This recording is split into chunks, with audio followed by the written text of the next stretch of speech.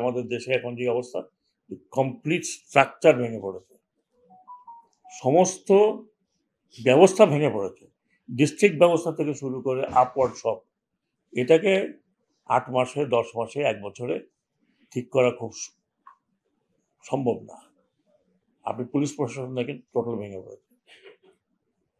Law and অর্ডারে প্রায় শোনেন যে পুলিশ কাজ করছে না। করবে কিভাবে? স্ট্রাকচার নাই তো, স্ট্রাকচার শেষ, আইনের স্ট্রাকচার শেষ, প্রশাসনের স্ট্রাকচার শেষ।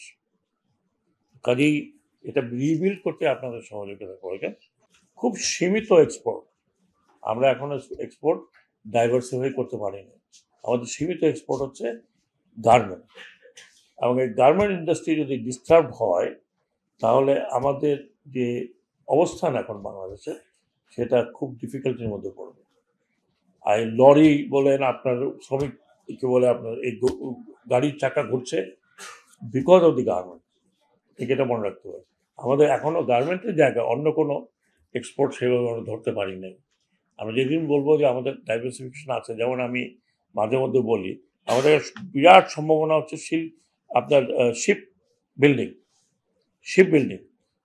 এবং শিপিং লাইন, কিন্তু আমরা সেই জায়গাতেও এখন পর্যন্ত যেরকম হওয়ার কথা সেরকম হতে পারিনি।